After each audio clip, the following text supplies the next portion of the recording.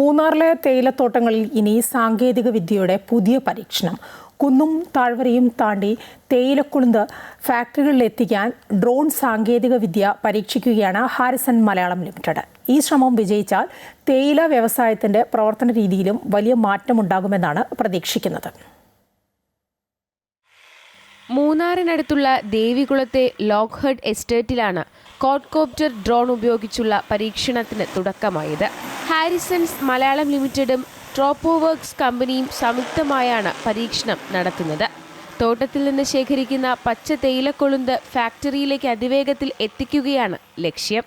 ദുഷ്കരമായ ഭൂപ്രകൃതിയുള്ള തേയിലത്തോട്ടങ്ങളിൽ തൊഴിലാളികളുടെ ജോലിഭാരം കുറയ്ക്കുക, ഗതാഗതത്തിന് വേണ്ട സമയം ലാഭിക്കുക, കമ്പനിയുടെ ഉൽപാദനക്ഷമത വർദ്ധിപ്പിക്കുക എന്നിവയാണ് പദ്ധതിയിലൂടെ ലക്ഷ്യമിടുന്നത്.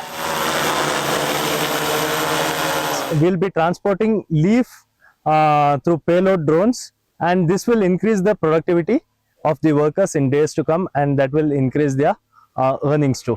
നിലവിലെ പരീക്ഷണം വിജയകരമായാൽ കൂടുതൽ ഭാരം വഹിക്കാൻ ശേഷിയുള്ള ക്വാഡ്കോപ്റ്റർ ഡ്രോണുകൾ എത്തിക്കാനാണ് കമ്പനിയുടെ തീരുമാനം. ഡ്രോൺ സംവിധാനം നിലവിൽ വരുന്നതോടെ ചുമട്ടുഭാരം കുറയുമെന്ന പ്രതീക്ഷയിലാണ് തൊഴിലാളികൾ. ചുമക്ക് വേണ്ട, ഞങ്ങൾക്ക് ഈസിയാവും ഇരിക്കുമല്ലേ. പരീക്ഷണത്തിന്റെ ഫലങ്ങൾ വിലയിരുത്തിയ ശേഷമാകും പദ്ധതി കൂടുതൽ എസ്റ്റേറ്റുകളിലേക്ക് വ്യാപിപ്പിക്കുന്ന കാര്യത്തിൽ അന്തിമ തീരുമാനമെടുക്കുക. സാങ്കേതികവിദ്യയും തേയില വ്യവസായവും കൈകോർക്കുന്ന ഈ പരീക്ഷണം തേയില മേഖലയ്ക്ക് മുന്നേറ്റമുണ്ടാകുമെന്നാണ് പ്രതീക്ഷ. അമൃത ന്യൂസ്, ഇടുക്കി.